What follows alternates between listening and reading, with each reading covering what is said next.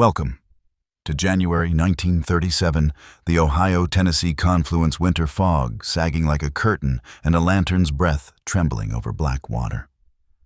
Before we begin, drop a comment with where you're watching from, and the exact second you pressed play, your timestamp is your witness mark. Tell us if your river keeps secrets. Tell us if a lake ever returned something you knew too well. Changed. The cleat complains a dry groan. The rope shivers down the pier like a rumor with a spine. 2 short blasts from a tug. Then hush. And the river exhales a thin ring of bubbles that widens, thins, vanishes as if a breath slipped back into the dark and closed the door behind it. Hold the light, the pilot whispers, and the lantern coughs a cone of sepia across wet planks. Tar-streaked rope faces that retreat into shadow. The beam searches pilings and mist and finds only flecks. Ashwood dust, a guess of snow. And then the surface folds the light politely beneath its skin.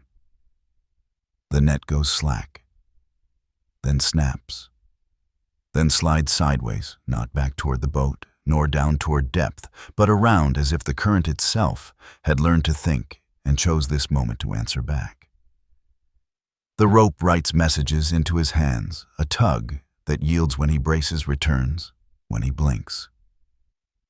Patient, deliberate, not the sawtooth tantrum of a snagged gar or drifting log. Easy he breathes to the deckhand, to himself, to the idea that the river is listening.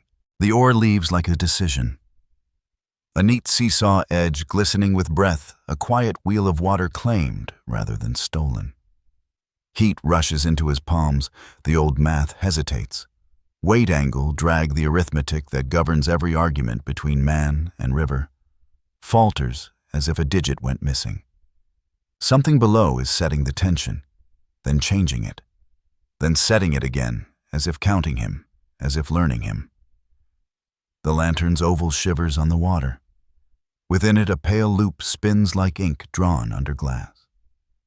The mirror holds no breach, no splash, just intention, with a face too polite to show itself. Listen closely. The night keeps a ledger chain rubbing chain, a bell tapping like a careful heartbeat. The wood's low vowels. The distant furnace hiss of mills still paying overtime to the dark. Everything else is omission. The river edits until only what you can hold remains rope lantern breath. He can't hold the ring of bubbles. He can't hold the thought that the current could think. But he feels the count a rhythm that recognizes his rhythm. He adjusts his stance, the rope adjusts back. He yields, it tightens. He tests it, tests him. Cut the deckhand, asks the word bright with metal like coins in the mouth. Not yet, the pilot says, and the river takes that as permission. A second ring of bubbles, smaller, closer, trembles the surface. Then nothing. From across the channel, hot engine plates tick as they cool. Gulls argue on pilings that flood left taller than sense. A church bell counts wrong in the fog and quits halfway through a number. He's seen harder weather ice in the line, sleet in the eyes, barges big as barns, marching blind, and never felt this politeness. The pull is considerate, the pressure articulate like the handshake of someone reading your pulse. He hates the sentence as soon as it forms, but it arrives anyway. It's counting. Counting what he almost says me, and instead lies, knots. You came for the impossible. We won't cheapen it with theatrics. No thrashing, no monstrous breach, no easy frame to freeze and label. Just a decision you can feel in your hands. The blade slips, the rope bows, the deck tips in the mind. He cuts a clean bite and the release hits low like a short door in a long hallway. He stumbles. Rust touches his tongue. The free end shatters across the planks like teeth. The lantern steadies insult received, ritual complete, and the water restores its face with the gentle certainty of an old clerk setting a book back on the shelf. Call it what the docs named it when paperwork ended and coffee began, freshwater phantom. Not a creature so much as a choreography. Not a claim so much as a placeholder. A noun sturdy enough to carry a verb the tongue can't say without trembling. You can hear the name move along the pier, a soft relay, a shared permission to be more than embarrassed. Names make fear manageable. Stories make courage tidy. But the story protects what matters, the river's pride, the men's hands, the dignity of numbers. We keep all three as we go. For skeptics, and you are welcome here. The flood left 1,000 tidy explanations for a sideways tug. Scoured drop-offs where a net walks off a ledge and falls into absence. Submerged timber rolling like sleep. Schools of big river fish moving as one, a single mind made of many bodies riding a pulse through the mesh. The invisible machinery of vortices spinning up and winding down around pilings as levels change by inches, fingers made of water patient as accountants. You will have your records, your graphs, your daylight. But not in the first minute. The opening belongs to the dark, to the courtesy of surfaces that refuse spectacle and insist on suggestion. He reels silence back to the cleat and ties it twice because ritual repairs what equipment cannot. The cut end gleams fresh and indecent in the lantern glow. Somewhere in his wrists, a buzz lingers where force met its match and learned his strength by heart. He will tell this badly, once too quickly, as if escaping his own mouth, and better later with pauses, and the river's cadence borrowed it. Pulled, I pulled it, let go. I breathed, it was still there. I cut. He will misplace the word counting under safer words. Tension, angle, drag, and wake at 0217, to a dream of pale loops turning under glass. Remember the motif. We will return to it because a story needs a spine, the lantern's oval. The ring of bubbles, the surface's old-fashioned courtesy. Each time we come back, we will test the line between evidence and echo, between what the hand can weigh and what the mind must name. For now, keep only the texture, the hiss, the cough, the cut, the way the river takes what it wants politely. The mannered theft of an oar that felt more like a handshake than a crime. Where are you watching from? We asked you at the start a real question, not a trick to feed an algorithm. Rivers carry answers faster than roads do. Pin yours to the minute and second. It matters which tide your attention rode in on. If your coast ever whispered something you couldn't repeat without changing it, write that too. If your lake ever held its breath until your nerve broke and only then exhaled, give us that memory in one clean line. We don't collect ghosts, we collect moments. And moments make legends behave. The pilot steps back from the edge boots, whispering ice chips off the planks. Behind him, the lantern steadies further, as if relieved that the scene has become a story and can now be stored. Ahead, the river resumes its dignified arithmetic eddies, skirting pilings drift, negotiating channels, pressure translating gradient into motion, but the arithmetic lives with a new footnote. Deliberate. He writes that word in his head because there is no checkbox for alive. He will carry the absence of an oar like a coin in his pocket, proof that exchange occurred and the clerk refused a receipt. He will keep his fingers all 10, and they will buzz when the fog thickens or the rope runs slick with winter. He will pass the word phantom to a man who doesn't like nouns, and that man will still use it when the coffee cools. We promised you the title's reckoning, and delivered only the first taste, a courtesy equal to the river's. The rest lives downstream in ledgers and recollections, in soundings and superstition, in daylight that will make liars of certain shadows and witnesses of others. For tonight's first breath, hold the oval of light in your mind and the polite ring of bubbles that refuse to be evidence. Hold the precise second you pressed play. Hold the way your hands feel right now, empty, but tingling, as if some rope just taught them a new alphabet. Welcome to the freshwater phantom. The river keeps the oar. You keep the moment. March 1937. And the Ohio wears its catastrophe like a medal. Dull heavy. The ribbon frayed by weeks of swollen shoulders pressing against brick porch basement prayer. The Tennessee arrives broad-backed and unhurried, and at their meeting, the water argues with itself in two dialects. One fast and iron-scented, one slow and silt-sweet, until the flood teaches them a single tongue pressure. Towns along the banks breathe steam through mill stacks and tug funnels. Whistles call shifts that bow to weather more than clocks. Spotlights comb the fog in grainy cones that find nothing and still insist on the search. On paper, the river has crested and is falling. Underfoot, the docks groan as if remembering a weight that refuses to leave. The air tastes like boiled metal and wet rope. The night speaks and knocks chain on chain, and the wooden vowels of pilings carry further than sermons. Dominance belongs to impersonal machinery. Current velocity leaping past 6 miles an hour on the outside of bends. Barge trains shouldering upriver with diesel patience. Railway timetables married to dock ledgers. Cranes that swing like obedient planets over open hulls. Numbers try to rule the night because numbers are the only crown the modern mind trusts.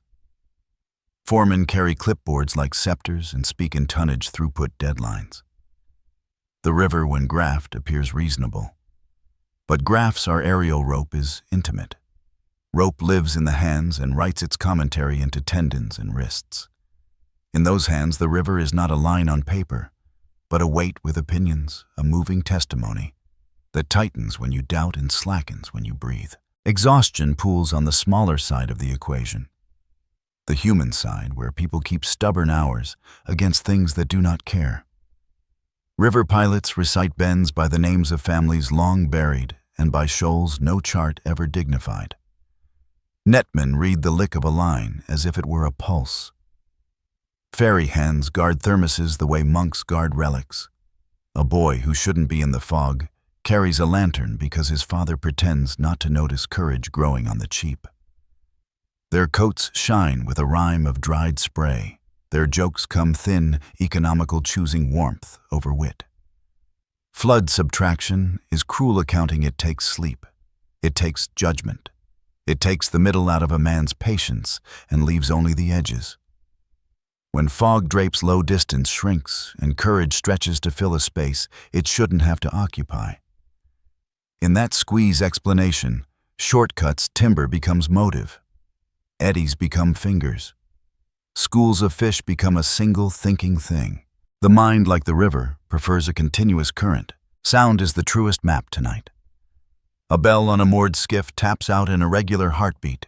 The fog edits, then gives it back. Somewhere a tug groans 2 short blasts, then hush, and the silence after feels thick enough to fold.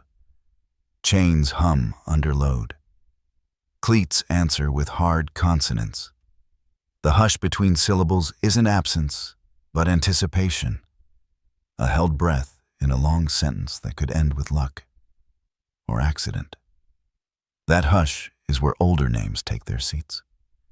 Chickamauga stories grow new paragraphs about a fish that is not a fish. The oldest pilot on the wharf, sober as a ledger, says, "Gar get big if you let them, and a catfish will test your theology in the dark." A visiting geologist draws vortices on a bar napkin, tidy arrows, proving how fingers can be made of water. The barmaid counters with lights under the bridge in 1915 that moved like they wanted to be seen. Tidy arrows, untidy conviction. We scale the context with the simplest evidence what water does to human space. Stairwells that forgot they were stairs. Streets relearning themselves as channels. Pianos breathing once, then going quiet under a brown glass. The 1937 crest sits in civic memory like an unmovable chair at an empty table, the kind no one else is allowed to occupy. Local papers printed the rise in inches because adjectives drown. Photographs carry a soft haze that the mind insists is moral rather than meteorological. When whistles returned to schedule, the town pretended arithmetic had reclaimed its throne, but arithmetic is a daytime king. At night in fog, the crown slides. A lead line tells you depth, yes, not shape how a scour migrates like a notion, how drowned timber rolls like a sleeping animal, how a drop-off waits for a net, the way an anecdote waits for a believer. This is the strategic hole they cannot see the floor. They cannot map the renewed scours until daylight and slack water consent. They will not wade in this season. Flood loves to keep wet steps in alone. Denial becomes a safety rail. Men laugh off what they feel. Because ridicule is cheaper than fear, so the hole stays open, a blind margin broad as the river, where the ledger leaves empty squares that folklore rushes to fill. In that margin, a name takes root, because naming is what people do when measuring fails. Freshwater phantom, not to swear, not to sell, but to share the weight by adding handles. A name is a handhold on the invisible, a way to pass the load from mouth to mouth, without dropping the core of what happened, a pull that felt like intent. The industrial present presses its case barges, nosing into berths like compliant cattle. Winches singing dependable hymns. A crane loader recounts without flourish that a mooring line sheared with a sideways yank by the third piling. No one writes octopus in the incident box. A municipal engineer chalks arrows on a dock plank to show how eddies peel off pilings as the level falls an inch, then another, revealing rooms in the water where debris and fish and rumor collect. A school teacher points to a river chart and says, "This bend is always a liar in March." A priest calls the flood a visitation, a polite word for intrusion. The town resumes its chores in a posture that looks like victory and is in truth accommodation. The river hasn't been defeated. It has been negotiated with. Walk the wharf, and the stage completes itself in details that don't need narration. A coil of rope stained with a genealogy of tar a cleat, whose scarred shoulders archive anger and apology in knots. A bolt that draws a crowd when it loosens because an inch of thread can turn into a sermon at the wrong hour. A chipped coffee cup that counts as a lucky charm. Boots asleep by a space heater. A brief civilization fire-mastered leather drying circulation returning. Courage thawing enough to go back out and pretend the night is solvable. Every object is a witness, dense smells, temperatures wait. If the lantern glass fogs, the witness feels close. If the flame gutters, then steadies, the jury leans in. Daylight is not innocent either. It arrives with corrective arrogance, drawing straight lines through curves, explaining pulsing forces as hydraulics, refiling last night's terror under fatigue and perception drift. Yet even daylight must admit what the flood re-engraved channels within channels, a palimpsest of flows, pressure written into mud like a script. Survey teams, when they get their hour, will find scour marks clean as questions. Timber nests at impossible angles, fish runs rerouted by new topography. Their reports will be tidy, their faces at lateral force by the third piling will not be. A few will carry a phantom at the edge of vision like a song a man doesn't like and can't shake. Folklore here isn't rebellion, it's ballast. It keeps the bow from yawing where instruments fail. In boarding houses and kitchen corners, the story settles into a usable shape with careful economy. Something under the pilings prefers not to show its face. It touches rope as if testing it. It returns what it does not want. It keeps what it chooses. It breathes in rings that refuse to be evidence. The name allows fear to be handled without dissolving into it, the way a joke lets grief pass through a room without breaking it. Children hear a sanded version that still leaves a burr. Wives edit with weather sense. Don't lean too far becomes don't ask too much, almost the same advice, and just as true. We do not crown the phantom, we give the river its due. The river is the primary character in denial. Mighty undeniable pretending nuance is beneath it while performing nuance in every eddy. The men along its margins are the chorus that keeps the tune when brass falters. Industry is the loud second lead that thinks it's the star. The phantom is a behavior with a borrowed noun. Yet the borrowed noun matters. Names have a bad habit of coaxing their subjects into sturdier existence. Call intent into being long enough, and the hand starts to feel like a handshake. The confluence stands at center frame like a throat where two songs braid and unbraid. Fog writes short lines, erases, writes again. The lantern motif returns an oval of light hovering over black like a question mark that refuses its dot. Sometimes a pale loop forms within that oval, then clears, then returns. We pretend not to see, then see too much, then settle for the compromise called noticing. From the far bank a church bell miscounts noon. Someone laughs louder than needed proof against listening. A gull rehearses a scavenger's theology over bones. A tug pushes broad-shouldered patience against the flow and pretends it is winning because it must.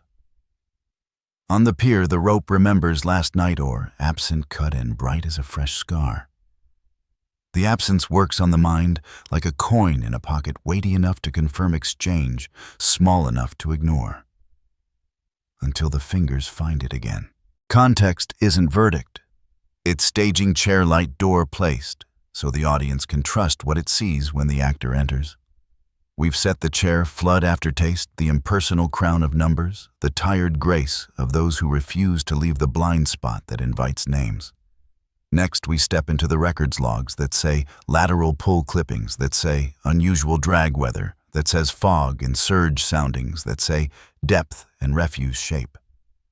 We'll honor the skeptic with measurements, the believer with silence where measurement fails. And we will not forget the truth context already taught under a lantern's oval, now in a winter river. The line between evidence and echo is thinner than a rope's new cut, and both sides can leave marks you feel in your hands long after the water pretends it never met you. Begin at the desk, where night is translated into ink. Harbor master ledgers furred at the edges by damp incident sheets clipped beneath a brass bar. Carbon copies pressed hard enough to ghost through 3 layers, the handwriting, practical, unsentimental, drilled by weather and habit. Verbs are short, nouns are heavy, punctuation is stingy. Line parted by lateral force, third piling. Net torn mesh separated at knots, unknown obstruction below. Approach altered, unexpected shear. Dates cluster through late winter commas, gathering like small sandbars in the margin, precisely when the river took its longest breath and pressed it into towns. No one files mythology. They file direction, distance, failure, the river's arguments with hardware rendered in strokes that would rather be wrong than vague. Strip away rumor. Keep only what a glove can feel and an instrument can confirm. Current speed along the outside of a bend climbs as volume rises. Velocity married to constriction multiplies pressure. Pressure writes itself as drag on anything broad enough to read its language. A net is a translator, a mesh that turns water's momentum into a sentence the body can understand. On flood nights, that sentence runs faster, clauses lengthen, commas vanish. When the river falls off a scoured lip, when mesh crosses from mild flow into a pocket of accelerated water, the sudden asymmetry pulls not down, but sideways the way a thought steals your attention from the page. In the logs, the same phrase becomes rhythm side pull. Side pull, side pull. Men who distrust adverbs begin to use them anyway, ashamed and accurate in the same line. Soundings tell truths that look smaller than they feel. A lead line is honest about depth, 12, 10, 20, and reticent about shape. The numbers step like stairs you didn't know were there until a boot went empty. Down there, the mud keeps minutes of the flood in concentric scours, shifting, sliding. A restless sleeper changing sides. Timber nests roll in slow motion, building and unbuilding as weight and eddy strike their bargains.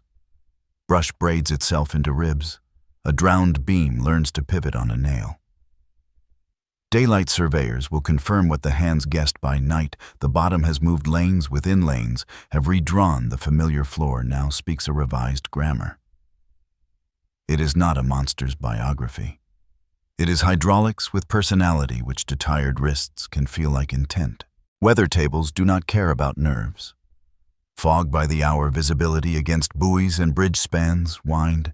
Faint temperatures mean indifferent lines marching across a page that smells of damp cardboard.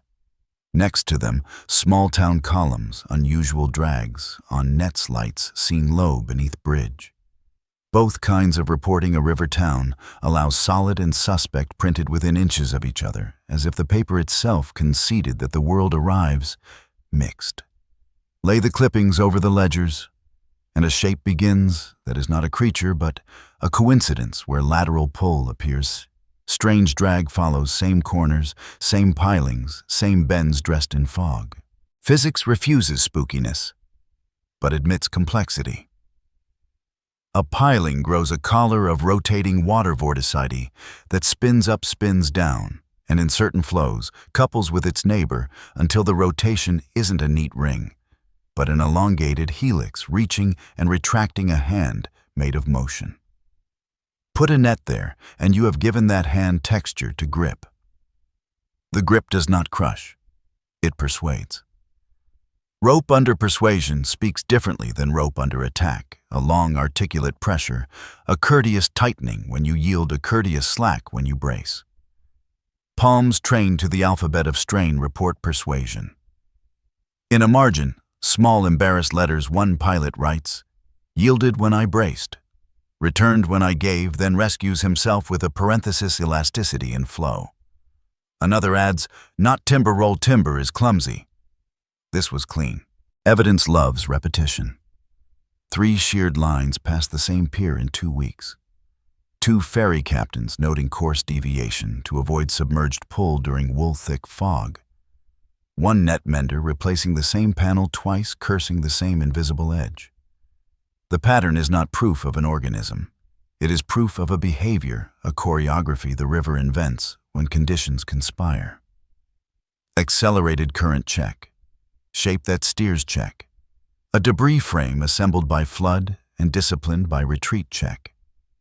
Consistency is the skeleton of intent when read by a tired mind.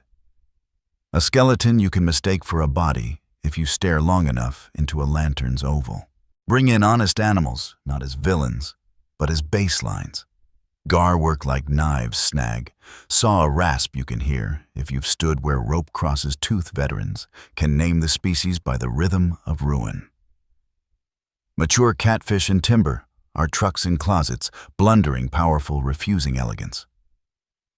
Carp schools balloon a net, yarmes, but with the confusion of many, not the clarity of one. None of these write the slow, circling script the pilings teach. None of them court the mesh with that patient, articulate drag that makes a man say counting, learning. 2 words he distrusts in daylight and cannot avoid in fog. Each fact about a fish closes a door softly behind it. The hall ahead remains lit. Consider the flood's architecture. At peak water unseats. What called itself permanent logs, docks, bundled skids, half a stair. The memory of a fence, and as levels fall, these wanderers settle into new alignments chosen by current, not carpentry. Some arrangements become machines. A long beam pinned just so against a piling, a cross member that flexes and returns, brush woven between, and now the structure breathes with the flow, flexing, relaxing. Flexing again. Anything tethered nearby inherits that pulse. If your hands are the tether metaphor, arrives uninvited. The truth does not ask you to banish metaphor, only to shelve it correctly, spine out reachable when needed. When survey crews get their window pale, noon fog, shredded current still impatient, they document with tidy brutality the river's revised biography.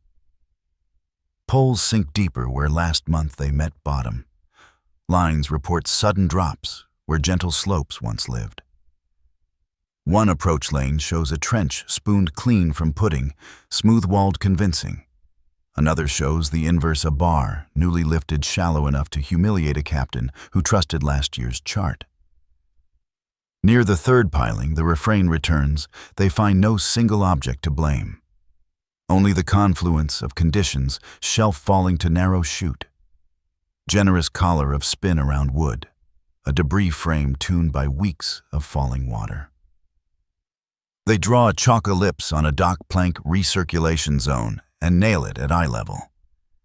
Science and superstition nod to each other and get back to work. Look too at the hands in the record. A municipal engineer sketches flow lines with arrows, precise proud, and writes recirc where deckhands say the grabby part. A foreman's block letters compress a night of hazard into L-pull as if abbreviating a force could file it into compliance. A pilot with 10,000 miles on this river leaves a single sentence that does more than equations manage in a page. We should not fight what we cannot see, steer outside its reach, and pretend we meant to. In that quiet way, the town teaches itself fact-leading practice, following folklore, lacing the two. So nothing slips when fatigue makes hands clumsy. Do not mistake restraint for emptiness. The absence of a carcass, a photograph, a spectacular breach, does not acquit the night of strangeness. It convicts the night of being what it usually is. Plausible, patient, dangerous at its own pace. A rope bows around pressure you can taste in your teeth. A net heel toes sideways under a lantern's oval that refuses to ripple. A cut end chatters on plank's teeth, then quiet in the bruise a cleat leaves on a shin writes its own affidavit. Added together, these become a ledger that never writes octopus, and never needs to for the story to stand. Return the motif to its rightful work. Not theater instrument. The lantern's oval on black water is a diagnostic field, a little laboratory of surface. Inside it, the pale loop that spins, fades, returns, is a tracer of rotation below air teased into ring by a collar of velocity, not gill or arm. Rings arriving in sequence are not evidence of lungs, they are evidence of rhythm. Rhythm repeated felt trains the nervous system to expect a mind. You may fight that expectation with statistics. You may survive the night by honoring it. The working conclusion, provisional, testable, gloriously boring the way truth prefers, is this: for a few weeks, the river assembled a machine out of level, shape, timber, and time. A behavior that taught hands to say intent when they meant pattern. The pattern had prerequisites, a level high enough to wake the structure, a fall slow enough to let the shape mature, cold that kept fog near the skin of the water where eyes grow humble and palms grow talkative. It had consequences, nets torn where they are proud, lines parted where they are vain, approach lanes corrected as if the river were editing our bad habits. When the level dropped past a certain kindness, the machine disassembled itself, and the phantom deprived of its stage returned to what a good name often is, a handle the town keeps anyway, because memory prefers tools. Keep the promise we made at the lantern evidence first. Folklore allowed to breathe where evidence cannot. Evidence again to teach the breath a boundary. We have ink maps, measured velocities, the geometry of eddies, the behavior of fish, the architecture of debris, the arithmetic of hands. We have too a story the town uses to carry all of that without dropping the piece that won't fit in a box. The ledger closes for now, modest, persuasive, and in a margin, a single penciled word remains unerasable in the mind that wrote it, deliberate. He keeps the lantern at arm's length, as if distance could steady the flame, as if making a little room between light and face would give the night a chance to answer politely. The dock is slick. The rope is colder than it looks.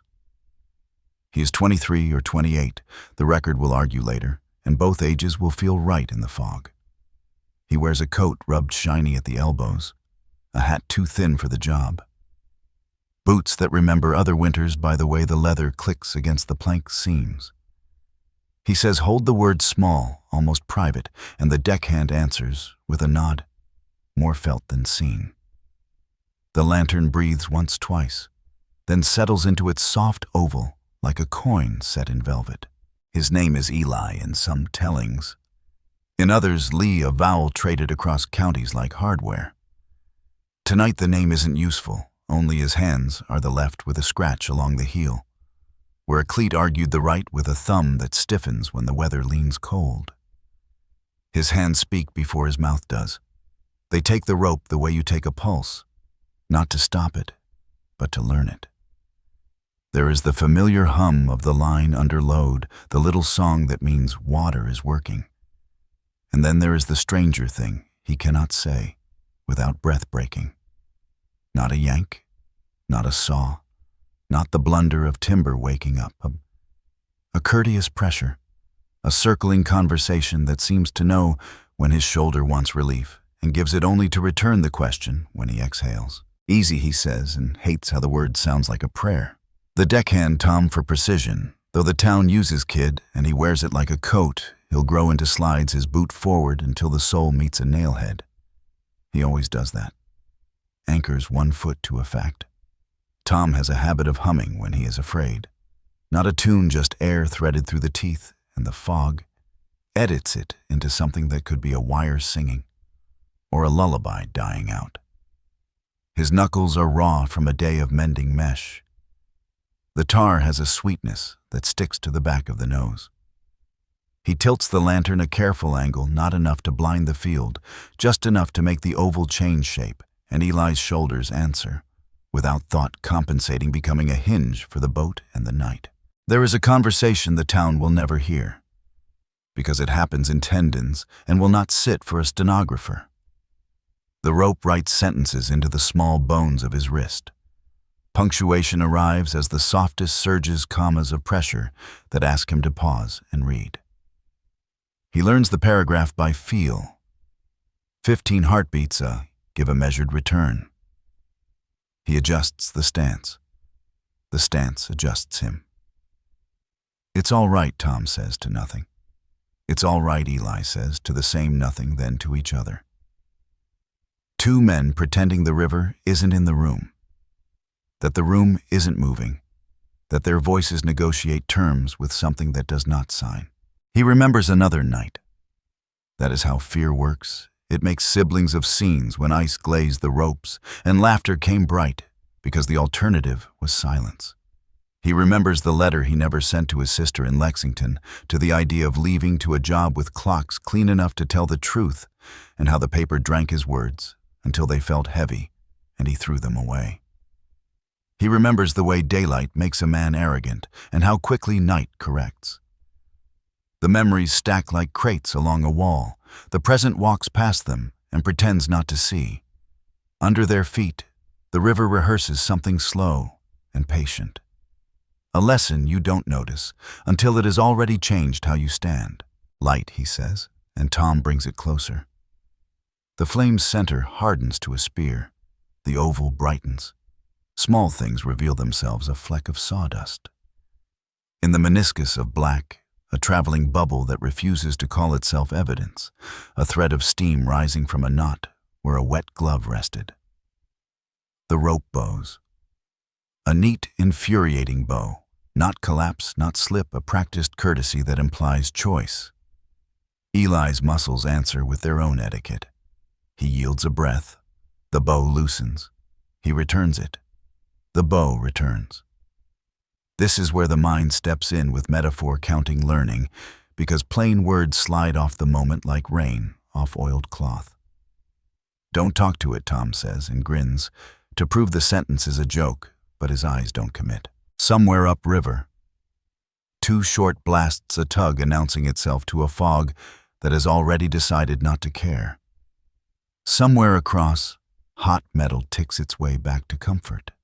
A rat works the seam between crate and crate with the industry of a parishioner who missed the sermon, but came for the hymn. The world is busy with small faiths. Eli's is the knot his father taught him, a bowline that might save a life because it prefers strength to cleverness. He could tie it in the dark. He nearly does, thinking he might need it, thinking muscles should move before fear gives them orders. And then the rope insists he pay attention again. It leans not in a direction, but in a behavior, a smoothing, a subtle rounding of all urgency that would be kinder if it weren't so intimate. You feel that Tom whispers. Eli nods. Breaths shorten. The lantern remembers every anxious wrist that ever held it, because glass records trembling perfectly. He tasted rust once more. Not on the air this time, but in his mouth, a penny stuck behind the tongue, a child's proof that fear has weight. He says, "Cut like a man offering mercy to the wrong throat." Tom's blade is small, a good knife gone bad with loans and lazy sharpening. But it finds the braid cleanly and the line parts with a discipline you wish people had. The release is low and solid, a door frame to the ribs. Eli stumbles, a knee finds wood, the anchor foot abandons its nail, the world steadies itself without permission. The free end chatters, teeth on plank. Then lies quiet in a coil he doesn't remember making. The lantern doesn't waver now, as if the ritual has concluded and the object can be loyal again. "Sorry," Tom says, with no apparent subject. "Don't be." Eli answers, pretending the apology belonged to the blade. They pick up the cut length together, his hand above Tom's, not paternal, not even instructive, simply a small engineering to keep balance, honest, and feed it back through the fair lead slow. A seamstress reclaiming thread from a mistake. The end glints new and indecent in the oval. There is an urge to dirty it at once, to make history touch the wound, so it won't look naive.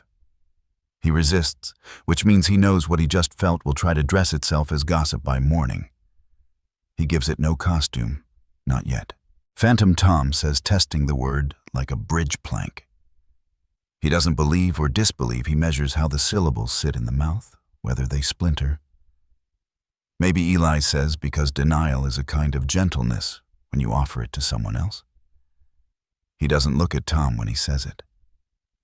He looks at the water, at the mirror that keeps its good manners, and somewhere in the way the surface refuses to be dramatic. He hears something like a laugh. Not at him, not kind either, but an old humor the river keeps for mortals who insist on language. A gull complains. The far church miscounts a number and stops.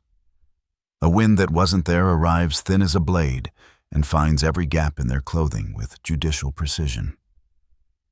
Tom lowers the lantern an inch, then another, taking back the night in little payments. Eli breathes through his nose until the itch of fear blurs into the scorch of cold. Behind the two men, the town continues at a volume that cannot make it across water in this weather.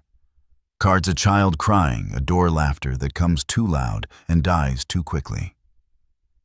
Life keeps its promises, even when the river renegotiates the small print. He will not write counting in any book.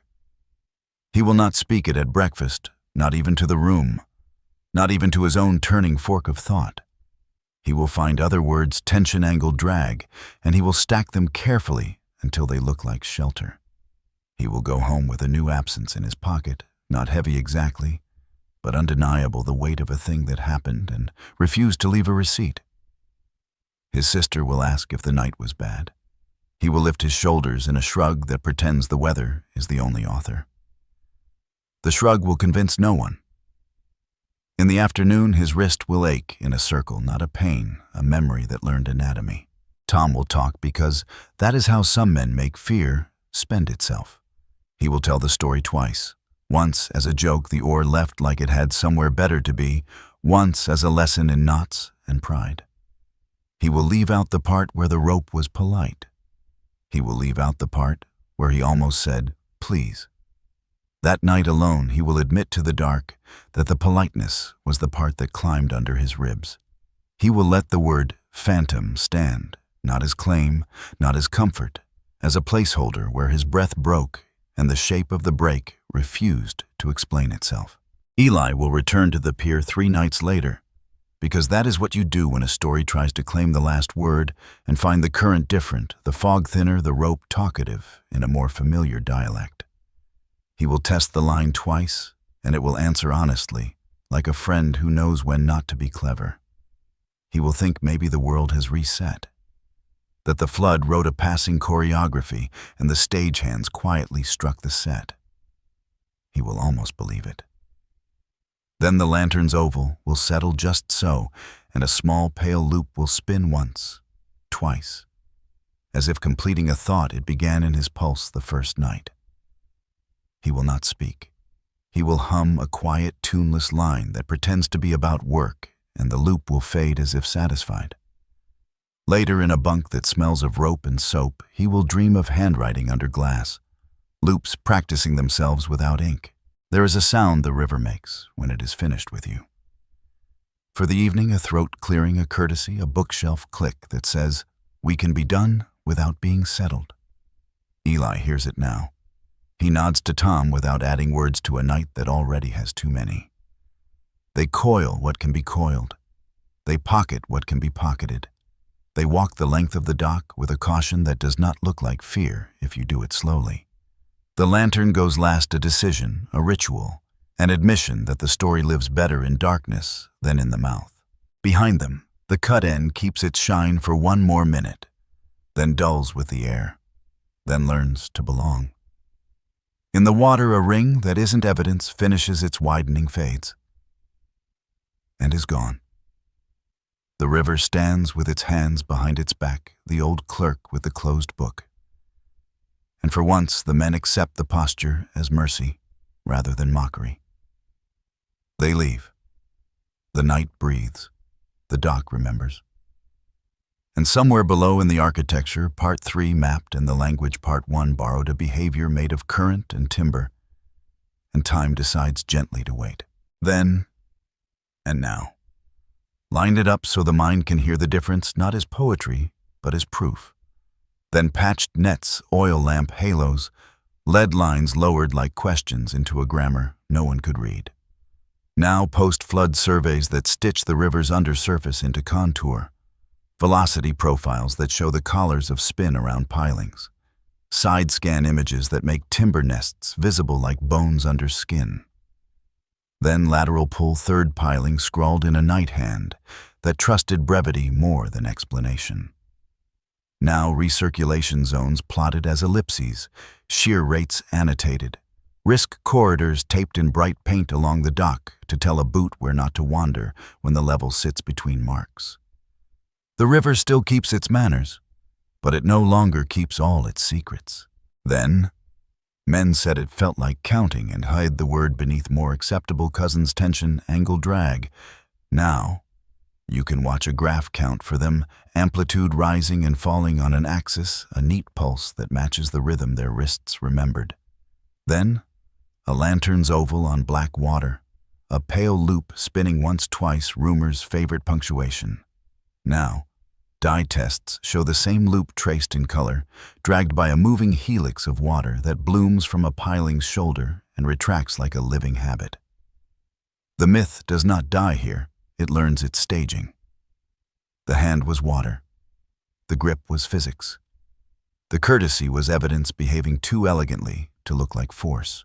Outsmarted, outproduced, outflanked, it sounds like a war word, but it belongs to rivers too. Outsmarted by geometry we couldn't see. Outsmarted again by our own certainty that daylight solves everything. Outproduced, the flood assembled a machine out of timbers, nails, brush, a cheap factory of grip built by pressure and time, while human hands mended the same net panel twice and called it persistence.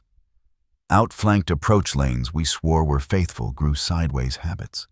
Charts we trusted through new shadows, a piling we considered furniture turned strategist. The escalation is not louder, it is clearer. Each new measure tightens the outline around a behavior we first named so we could bear it. Then, soundings. Now, a map that breathes. Listen between the outer bend and the third piling, that old refrain. The profile shows a shelf sloping into a trench spooned clean by winter's fist. Along that rim, the velocity sharpens. At the piling's downstream edge, vorticity stands up like a column, not theatrical, not angry, merely present. Add the frame, two timbers spun into a rude hinge by flood. Brush braided. A crosspiece flexing with rhythm, and you have a device that doesn't know it is one. Mesh enters. Pressure persuades. Rope reads the sentence and reports it to skin. What a man called a mind, what he was allowed to call a mind in the first minute of candor, is a pattern with good manners. Contrast the hands. Then, Eli or Lee. The name refuses to settle, and that is fitting testing a line with muscle memory and superstition for instruments. Tom Kid Deckhand, holding light the way a clerk holds silence. They negotiate a pull they cannot diagram. Now, a training board hammered to the shed wall chalk circles arrows the word RE-CI-ARC in block letters. Below it, a laminated map with levels marked where the grip awakens and where it sleeps. The speech has changed too. No one writes phantom on an incident form. But no one laughs at the word in the kitchen either. Folklore was ballast until measurement arrived, and having done its job, it stays not as verdict, but as weather, a way to talk about the residue facts leave behind. Escalation looks like humility in practice.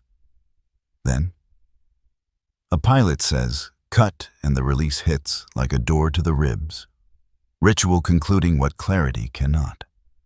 Now, he edges earlier, steers wide of the ellipse, nailed at eye level, lets the current have its little theater while he keeps freight and pride intact. He hasn't killed the story he has learned, where not to become it. The harbor master, who once filed unknown obstruction, now files avoidance executed with the relaxed checkmark of a man who understands that success often looks like nothing happened. The river loves that kind of victory. It keeps score in absences. Line up the animals, the honest comparison. Then, veterans naming species by ruingars rasp catfish's blunder, carp's ballooning confusion. Now, a biologist's note clipped to the same board spawning runs, shifting to the lee of new bars. Gar schooling tight around submerged frames, carp riding the collar to feed on what the spin delivers. Not a monster. An ecology doing what it does when architecture changes. The men learn to read that too. Give them the corner, a netman mutters, and in that grammar give means survive. Then, the paper's 2 inches unusual drags light seen low. Now, a column that reads like a weather forecast for the invisible grip. Active at 19.6 to 20.2. Expect side pull by third piling when fall rate slows. Fog predicted after midnight.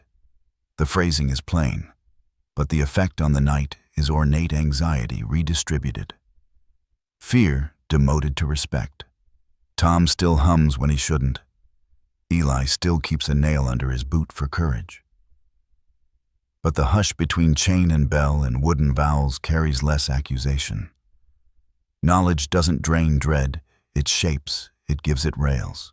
Escalate the motif because stories like currents want recurrence. The lantern's oval returns, not as mystery as instrument. In its light, pale loops still appear when the collar is awake.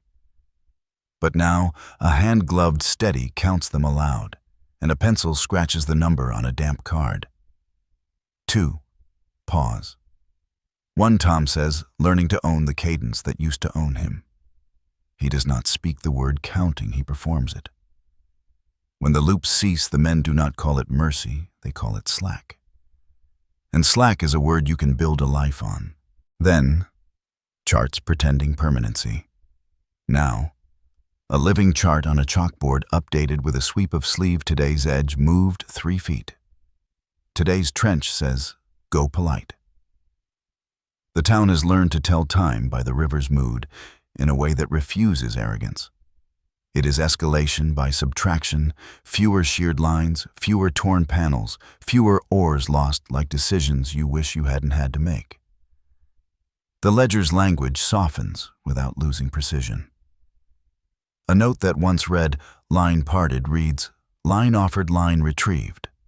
The act is the same, the posture is different. Posture is sometimes the only difference that matters. Outsmarted the river, invented the behavior first, but outmeasured now. Outflanked, we approach on a new angle outside the ellipse, inside our patience. Outproduced, the flood's factory disassembles as levels fall, while the dock's shop produces a different machine training ritual habit. The camera, if a camera could be under this water, would show timbers resting brush, unbraiding the helix, relaxing into a ring, then into nothing. The eye can read while above. Men return to the work that keeps towns. Being towns loading, mending, laughing too loud, and do not know they have just outlasted a machine that had no name until they gave it one. The skeptic deserves a clean victory too. He gets it not as triumph, as satisfaction, when the municipal engineer hangs a new plate beside the chalkboard cross-section with arrows, a line of numbers, the simple legend, avoid. Under it, someone has penciled smaller, almost private, polite water, do not argue. The skeptic laughs, then doesn't erase it. Because that is the rule part 3 taught, and part 4, felt persuasion, reads like courtesy. Courtesy can break a wrist. Courtesy deserves signage. Now place the nights side by side. Night before the chalk ellipse, a cut rope, a missing oar, a phrase a man will not admit to daylight.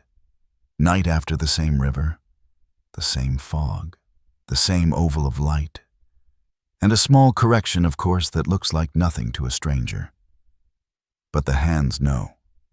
The wrists go home less haunted. The kitchen lets the word phantom breathe without smothering breakfast. Children learn the version of the story that keeps them from leaning too far, which is what stories are for when they grow up. We do not banish the legend, we tune it. In the tuning lies the escalation. The sound of 2 short blasts in fog no longer feels like an omen. It feels like a colleague announcing himself to an old boss. The ring of bubbles when it appears is not an accusation, it's a readout. The lantern's oval is no longer a stage begging for a creature. It is a laboratory asking for patience. The river which does not care appears to care more, because we have learned to read the surface with the same respect we read a ledger. Respect is the calmest form of escalation. It does not raise its voice. It raises its accuracy. Then, the sentence everyone wanted to hear, but could not say it was only water. Now, the sentence everyone can say and still feel the hair lift once respectfully. It was only water arranged in a way that learned us. The difference is not small. The first erases experience. The second honors it and the hands that carried it to morning.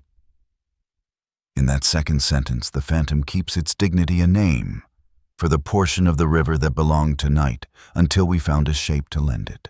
We promised fact, then folklore breathing, then fact again. And at this height of the arc, the alternation tightens, like clean stitches. Logs confirm the side pull, surveys trace the collar, die rode the helix. Nets mapped persuasion into skin. Men translated that persuasion into practice. The story did not retreat, it recalibrated. And in recalibration, there is a different kind of thrill. The quiet adult kind that lets a town sleep. The oar that was taken stays taken a tax already paid, but the ledger now records fewer collections. The river keeps its manners, and we keep our hands. Listen escalation's last courtesy, a return to the motif precisely measured. Lantern, oval, pale loop, 1, pause, 1, none. Tom sets the pencil down. Eli, or Lee, tips his hat to the dark as if the dark had held the door. Across the water, a church bell gets its numbers right once, and the sound lands without drama. All right, someone says to the river, to the ledger, to the name they will not erase. The night releases its grip the way a good handshake ends. No tug, no test, only the mutual agreement that for now, in this level, at this speed, we understood each other. By April, the river had stopped announcing itself and started negotiating a quieter habit, a different power. Daylight came cleaner.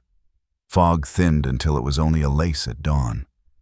The lantern's oval belonged to memory more than to need. The cut ends on the pier, the bright scars dulled into the color of work. And somewhere between the second coffee and the first whistle, the men who ran the paper ledgers, the foreman with clipboards, the municipal engineer who loved arrows more than adjectives, all began to speak the same small sentence under their breath. We had been fighting arrangement, not apparition. It was the harbor meeting, not formal, not grand, that made the turn visible. They gathered in a room that smelled of paint and rope, and something like rain, though the windows were shut. The engineer pinned up a new plate cross-section numbers, where the old map had Faith and Ellipse shaded just downstream of the third piling. Beside that, the chalkboard with Re-Circ written in stubborn capitals. Beneath that, the laminated sheet Tom had wiped and rewritten enough times to claim authorship. The harbor master cleared his throat like a man returning a borrowed voice. "We have less breakage," he said, and let the praise rest without a target. Someone asked if the Phantom had moved on. He shook his head. Not no, not yes. A practical tilt that meant stop naming the behavior when the solution has a better name. "What we have," he said, "is respect codified." It sounded like a sermon or a verdict, but it was only the town learning how to talk to something that wouldn't answer. Eli stood against the far wall, hands in the coat he could afford and he wouldn't replace until summer, and watched the diagrams put manners on his nights. There was the trench spooned out like pudding, where the bottom used to mean reassurance. There the shoulder of spin cleanly ellipsed, less dramatic on paper than in wrist. There a scrawl he recognized as Tom's polite water, do not argue, which drew a few laughs that arrived sincere and left quickly. The engineer didn't erase the scrawl. He underlined it once, softly, and moved on. Payoff never wears the clothes you expect. It didn't arrive as a hero's speech or a captured carcass or a photograph of pale loops under glass frozen into proof. It arrived as a week without torn mesh. 2 nights where a rope bowed considered argument and met no hand that insisted. It arrived as a pilot steering wide of the chalk ellipse because he wanted to not, because fear pushed the wheel. As a netman tying a bowline with a calm that looked borrowed from the river's older patience. As a dock girl setting down 2 coffees and realizing the voices had lost their brittle edge. Payoff was the pressure of nothing happening, repeated, until the ledger felt heavy with absences. Aftermath had its own volume, moderate, persuasive. A note in the municipal book, approach, adjusted by 6 degrees, no incident. A line on the wall chart, fall rate increased grip sleeps. A margin pencil from Eli, who hated writing more than weather. Deliberate accounted for, the word remained. It stayed not as accusation, but as tribute to the water's talent for composing habits out of shape and time, to the way a town's hands can learn to hear a pattern and say thank you by not standing where they know the sentence ends. There were confessions, too. The small kind made sideways to the room, so no one had to blush. The harbor master admitted that the first week he had written unknown obstruction because it felt like leadership to name a thing and pin it down, and because he could not write, we do not know without imagining trust leaking under the door. He said the phrase out loud, now we had not known, and no one accused the room of being smaller for hearing it. The oldest pilot, who kept his dignity like a badge and his fear like a knife, said quietly that he had always believed water was more competent than men gave it credit for. Not a creature, he said. A craft. The engineer nodded, not to concede the language, but to honor the link between craft and craft. In kitchens, the echo softened. Phantom lived, but its posture changed less. A monster tucked under the pier, more a gentleman caller, who had stayed long enough to learn who took sugar. Mothers kept the advice with the label filed off, don't lean too far. Don't ask too much, because wisdom needs less evidence than expertise. Children found new games along the waterline, counting loops in puddles when rain had nothing better to do, and invented rules that made safety feel like an adventure. Men told the story in 2 breaths the pull, then the plan. It took the oar a chuckle here practiced, and we changed the angle, the pride there honest. The larger echo, the one you hear, only if you've been listening for years, lay in how the town understood risk. Before risk had been drama, a night that tried to become a character. After risk was sentence structure clauses to be arranged, commas to be placed, an understanding that breadth decides meaning. The foreman stopped treating caution like a tax. He paid it like rent. The crew stopped asking for proof as a precondition for respect. They gave respect first and watched proof arrive like rain after a forecast that didn't need to be perfect to be useful. That change, that small calibration of posture, turned out to be the richest yield. We said earlier that daylight would redraw the river with corrective arrogance. Now daylight apologized not in words, but in how tools behaved when truth was treated as ordinary. A new pulley installed by the third piling didn't squeal like the old one. Someone had aligned it with the idea of the ellipse in mind. A skid that used to catch drift was cinched back 2 inches, small geometry, large piece. The town's hands had made a treaty with a habit. The terms were precise and humble. We will not insist on straight lines where the river prefers grace. We will not ask the surface to confess when its silence is the only skill keeping us safe. And yet, even in this pragmatic truce, the motif returned. One evening, clear, ordinary Tom stood with the lantern more out of habit than need. The oval rested on water that remembered how to be glass. And in the center, a single pale loop spun once, paused, spun again, not demand, not threat, only punctuation. Tom counted anyway, 1, 1, and then laughed low, private. He wrote nothing down. The behavior was asleep. The loop was a ghost of a ghost. But the body wants ceremony. He tipped his chin to the dark, the smallest bow, and it felt less like superstition than like manners.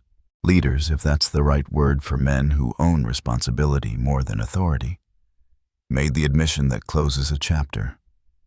Not in a speech, not with a ribbon, with a memo that would bore a stranger. We had realized there the past perfect that the incident cluster of late winter derived from channel morphology and post-flood debris architecture. Mitigation consists primarily of approach adjustment and training. The sentence looks like oatmeal. In a century, a historian might skim past it. But if you know the hands, you can see the chorus, behind each dry noun stiffness, leaving shoulders a stubborn joke collapsing into a real laugh, the nightly hum reshelved from fear to habit. If victory deserves fanfare, this one refused it, and earned something harder to stage relief that didn't need applause. There were inevitably those who missed the phantom, not as hazard as inheritance.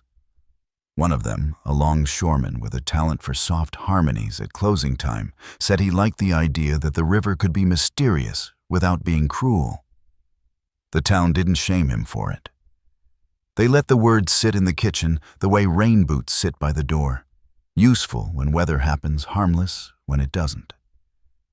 The legend, tuned by facts, learned to be a story that reminded people to be careful without trying to own their nights. That is a delicate conversion, and if you've ever tried to retire a rumor without killing the community that used it to breathe, you know how rare it is. Aftermath, in practical terms, wrote itself into repair logs that grew shorter, into overtime lines that stopped bleeding, into a month where a grocer noticed men buying less liniment and more sugar. It wrote itself into a training sheet that began with a line the engineer had fought, and then accepted language matters. Underneath the dictionary of their small republic, slack mercy you can measure, courtesy pressure behaving like conversation. Phantom, the name we kept for the part we could feel, but will never prove. Avoid a discipline, not an insult. The sheet ended with a sentence that Eli had allowed Tom to write, the only one with more air than ink. Do not argue with polite water. He would still wake sometimes 2:17, the wrist aching in a circle. Loops turning under glass, in a room that had no water and too much quiet. He would flex once, twice. The ache would settle, and he would think how little the world asks of us when it is kind only that we learn, and demonstrate having learned. He would imagine the third piling in moonlight, the ellipse sleeping the helix unbraided into a ring so diffuse even memory couldn't grab it. He would taste a trace of rust, not fear, only the river's signature, and let it pass. The camera, if it were allowed language, would end this chapter on the face of the water. Not because something rises to frame, but because nothing does. The oval lantern, or noon, holds a little space where drama is permitted to audition and is politely declined. Bubbles form when fish prefer. Rings appear when a breeze practices handwriting. The surface keeps its good manners. And above, on a pier that has finally remembered how to be a pier instead of a courtroom, two men whose names are sometimes wrong tie off, nothing in particular, say goodnight to no one in particular, and walk back into a town that has learned the tiniest, hardest posture to let mystery be neighbor and not enemy. We had realized late, honestly, but not too late, that the river hadn't tried to teach us fear, only grammar. The payoff was fluency. The aftermath, a quieter mouth. The echo, the one that will keep, is not the word phantom itself, but the way the hands say it now. Softer. Like a thank you give to a teacher you argued with and then forgave. Tomorrow the level will fall a little more. The ellipse will fold itself into ordinary currents. The chalkboard will take a new smudge, another arrow. The ledger will sleep. And the lantern, if it comes out at all, will be lifted not as an invitation to spectacle, but as a courtesy offered to water that has at last delivered its lesson and kept its manners. By the time lilac shadows began to lean across the sheds, by the time steam thinned to nothing more than a rumor above the tug funnels, the town had learned a quieter way to say goodnight to the river. Lanterns, when they appeared at all, were lifted like courtesies instead of summons. The oval they cast was less a stage than a brief permission for the surface to remember us. Bubbles still came when a fish preferred, when a breeze practiced handwriting, and rings still widened, then forgot themselves. But no one waited for a verdict in those small performances anymore. We had traded spectacle for grammar. We had learned to hear pressure speaking politely. And that was enough. Memory moves differently near water. It does not file. It sediments. The winter we have told the flood that wore its catastrophe like a medal. The courteous grip that persuaded hands to say, counting when they meant rhythm, all of it has settled into layers, so fine a day's work can hide them. Until a single word, a smell of tar. The tick of cooling iron brings the silt up and the picture back. Men whose wrists once ached in circles now shrug and call it weather. Then pause, smile thinly, and admit that weather does not usually write in loops. The chalk ellipse on the shed wall fades and is redrawn. The arrowheads soften, then sharpen. The map lives. The name lives too, Freshwater Phantom. Not like a trial exhibits live loud and exhausting, but like a family habit lives. Durable occasionally, absurd rarely wrong. If you walk the pier at an hour that belongs to no one, not the mills, not the church, not the bar, the wood will speak in its old vowels, and the rope will remember what it once meant to be polite to something larger than pride. You can stand where Eli stood, where Tom hummed without melody and counted without meaning to. And you can feel how absence grew heavy that winter. The taken oar, the cut length bright as a fresh scar, the story that refused to supply a face. In many places, such absences ferment into trouble. Men go hunting for a body to satisfy an equation that never needed one. Here the equation kept its dignity. Here the solution was a sentence that sounded modest, and for that very reason, convincing. Avoid. Respect. Do not argue with polite water. What if they hadn't learned that? What if the town had insisted on names before habits, on creatures before currents, on proof before practice? The ledger suggests the answer quietly. More torn mesh, more bruised shins, more rituals of apology performed with knives in the wrong direction. The rumor would have grown teeth. The knights would have learned to shout. We were spared that. Not by luck or not by luck alone, but by the slow choreography you have watched for 6 chapters, fear softened into folklore. Folklore tuned by fact. Fact disciplined by hands until the whole became survivable. The phantom did not need to be vanquished. It needed to be translated. Listen, the river is talking again, but differently now. Not the lectures of flood, not the hush that follows a cut rope, just the grammar that keeps towns together. Eddies persuading drift into neat seams, pilings, growing collars of spin that then unlearn themselves. Water forgetting its own knots as levels fall. Over this, the life of the shore goes on at human scale, a door a laugh. A card tossed down with a triumph no one will remember at breakfast.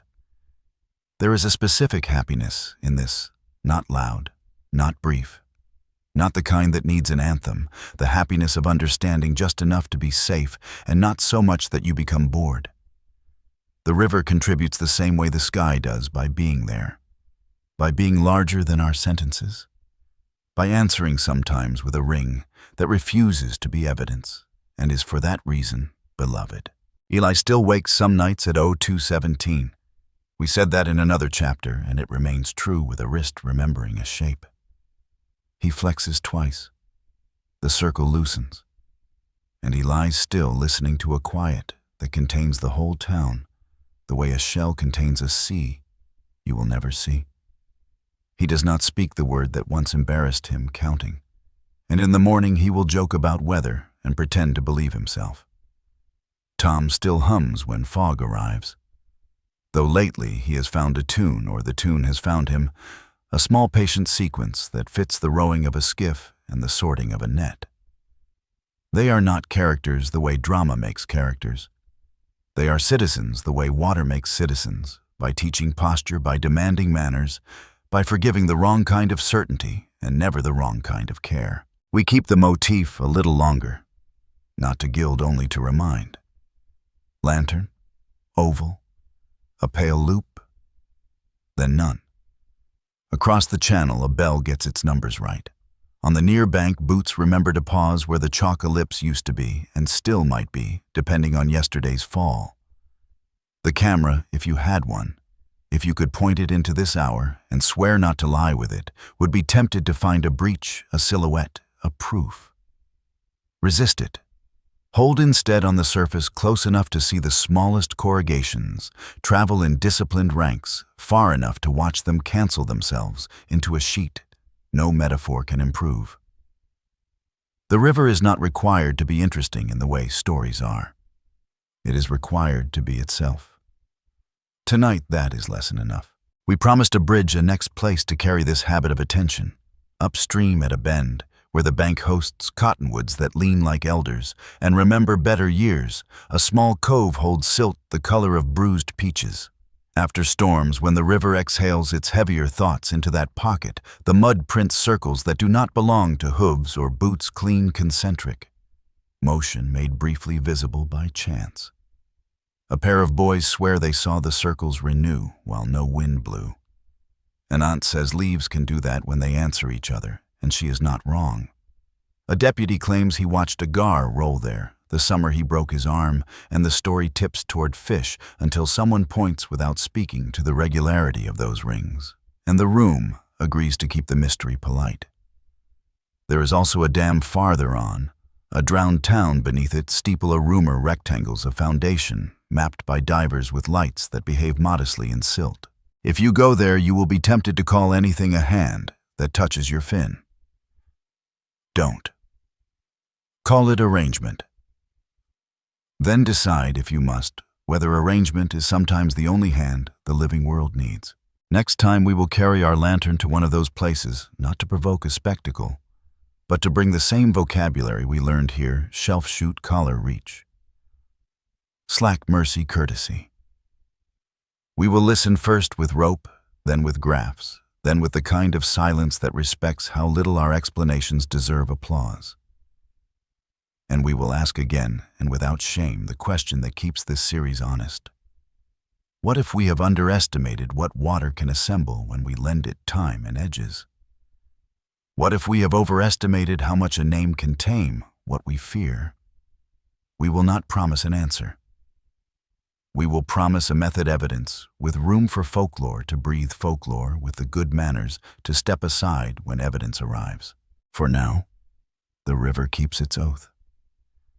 It was never ours, but it indulges us as if we were worth humoring. The docks creak the way old churches do after the last parishioner leaves, relieved affectionate. A gull rehearses a final line. The mills turn their tired throats towards sleep. If you stand very still, you can feel the town sit back in its chair the way a reader does after a chapter that made a change without demanding applause. It is not victory. It is not defeat. It is the truce we make with what sustains us, a handshake at the door, a small nod, an agreement to see each other tomorrow, and do better without saying the words out loud. We end where we began. Almost. January's fog has become April's clarity.